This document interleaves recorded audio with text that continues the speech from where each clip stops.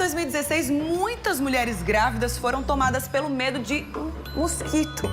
Tudo porque naquele ano foi divulgado um alerta de que o Aedes aegypti era responsável por um surto de microcefalia, uma malformação cerebral que atingia bebês em fase de desenvolvimento.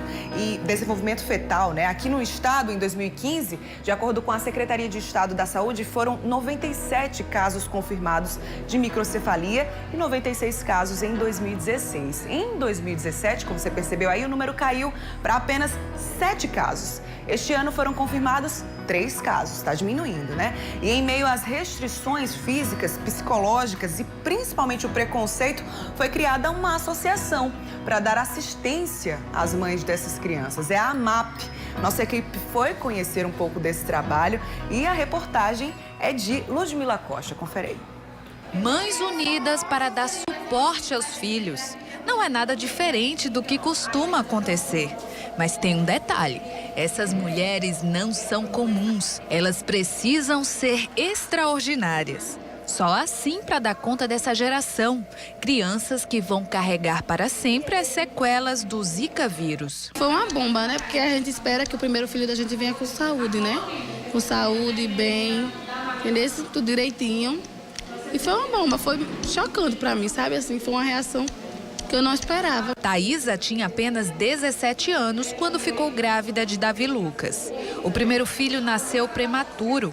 Depois que ele foi para casa, vieram os desafios de cuidar de uma criança que precisava de atenção em tempo integral. É tudo com mais cuidado, com mais delicadeza. Ele faz fisioterapia, ele faz fono, ele faz... E agora fazer terapia. Gleice é a mãe de Raíssa. A menina vai fazer 3 anos de idade. É a segunda filha dela. Até os 8 meses teve uma gestação normal, mas desconfiou da postura do médico e resolveu por conta própria fazer um exame de ultrassom. Foi então que escutou pela primeira vez o diagnóstico da menina. E o médico disse o que a você? Que não se preocupasse, que não era um bicho de 7 cabeças, que com o amor de mãe eu ia superar tudo. Deixou o emprego e hoje vive exclusivamente para cuidar de Raíssa. Graças às terapias, a menina consegue interagir e hoje ensaia os primeiros passos. Um esforço que tem valido a pena. Hoje ela consegue pegar... ela fica em pezinha, ela está bem desenvolvida. Esse menino dos olhos atentos é Kennedy. É o primeiro e único filho de Raíssa. Quando engravidou aos 18 anos, ela idealizava um futuro diferente para o menino. Eu nunca imaginei que com 18 anos, ao ser mãe pela primeira vez, meu filho ia vir especial, com tantas limitações. Mas nada como o amor, sentimento que ultrapassa qualquer barreira e que vê nas diferenças particularidades especiais. Eu trato ele como eu trataria se ele tivesse vindo sem nenhuma limitação. Leve para todo lugar, não prive ele de nada. Esse sorriso no rosto dessas mães é substituído por muito suor no dia a dia. 3 anos depois do nascimento dessa geração de crianças, fica a cargo delas a missão de fazer com que esses pequenos se desenvolvam. Infelizmente, a gente ainda assim encontra muita dificuldade.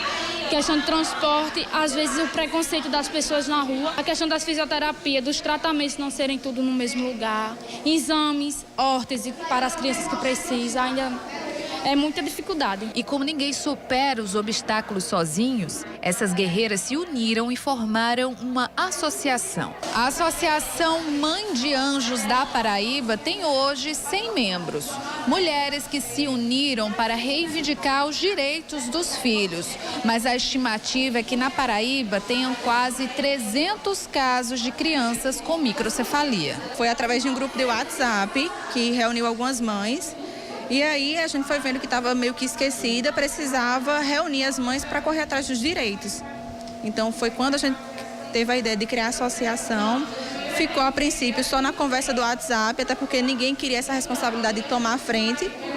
Até que a gente conversou direitinho, viu da necessidade das mães que precisavam desse suporte, precisava que a gente corresse atrás dos direitos. Então decidimos fundar a associação. As mães das crianças com microcefalia têm o benefício de um salário mínimo para ajudar nas despesas. Só que é preciso muito mais para garantir a qualidade de vida desses pequenos. A maioria vive do benefício, né, que é um salário mínimo.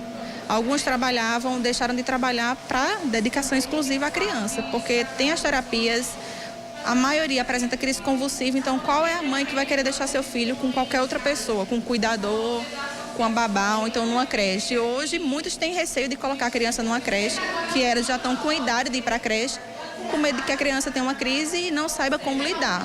Até porque os profissionais todo mundo foi pego de surpresa, ninguém sabe como lidar ainda. Muitas têm dificuldade de deglutição, que aí apresentam muitos casos de pneumonia, porque quando vão se alimentar, broncoaspira, pneumonia.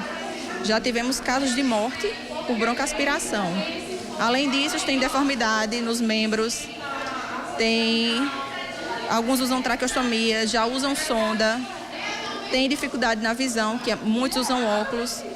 Então, assim, além da microcefalia, veio associado muitas outras complicações. Mesmo com toda a dificuldade, essas guerreiras não se deixam abater. Abraçam o mundo se for preciso para garantir mais conforto aos filhos. E a recompensa maior é só uma. Só o sorriso dele a gente supera tudo, é gratificante, assim. É muito cansativo, mas só o sorriso já supera tudo. E com o dia a dia, o amor, você sabe, é a superação maior de tudo. Que lindo trabalho, né? E vê só, fica de olho que a gente vai desenvolver um projeto bem especial com a AMAP, certo? Em pouco tempo você vai conhecer com a gente.